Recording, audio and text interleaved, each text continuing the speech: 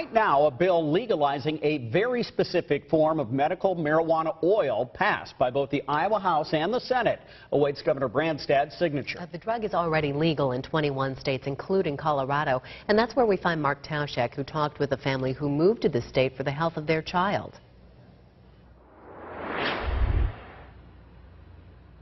Guys, we are standing inside the greenhouse at River Rock. It's hard on television to show you just how big this greenhouse is, but I can tell you this is one of the biggest dispensaries of marijuana in the entire state of Colorado. Inside, there are 60 different strains of marijuana growing under tight security and under the watchful eyes of scientists who've been poached from the agriculture industry. These plants are the source of hope for many Iowa families who are waiting to see if a product of these plants, cannabis oil, will be decriminalized in Iowa so that one day they can legally bring it home.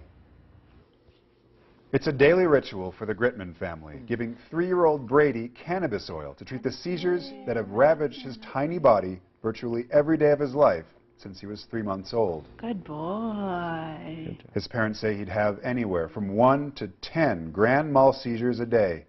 But in the 22 days he's been taking cannabis oil, Brady has only had 4 total. I mean, we can go months without seeing him smile, and now we get them every single day. Brady's parents say they can't commit to moving back to Iowa even if cannabis oil is decriminalized because in Colorado, Brady is guaranteed his cannabis oil supply each month. In Iowa, where medical marijuana would not be manufactured or sold, there would be doubt about how they and other Iowans could get it. It's become very obvious that the idea that marijuana has no medical benefit is an absurd idea. Mike Elliott leads the marijuana industry group in Colorado and says he doesn't see how any Iowan could come to Colorado and purchase medical marijuana to bring back home. I think there's issues here that if you want to be getting medical marijuana from a Colorado medical marijuana business, you have to be a resident. And then the whole idea of taking it back from Colorado to Iowa, I also don't see how that's done legally either.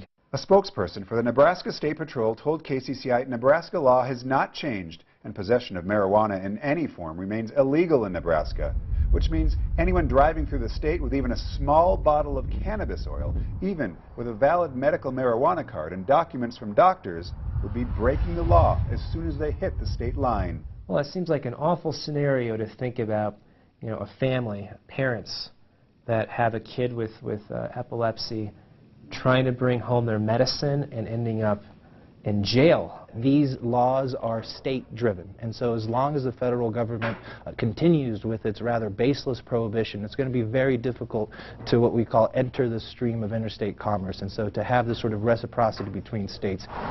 The co-owner of the River Rock dispensary says Iowa's bill is a positive but short-sighted step in the right direction, and he could understand the desperate measures some parents might take. Oh, really? Okay, that's fine. The Gritmans will not change their new view or risk interrupting their son's daily improvement by moving back to Iowa until they see if other families figure out how to purchase and then get the cannabis oil back into the state. Can you smile for them?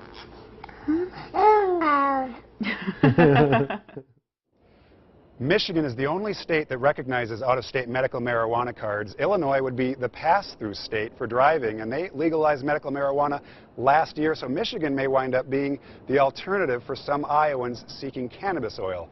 Now, the owner here at River Rock says 85% of his business is sold medicinally, but there are many dispensaries also here in Denver who say that almost all of their business is now from out-of-towners seeking recreational marijuana. We'll look at that side of the industry coming up tonight at 10.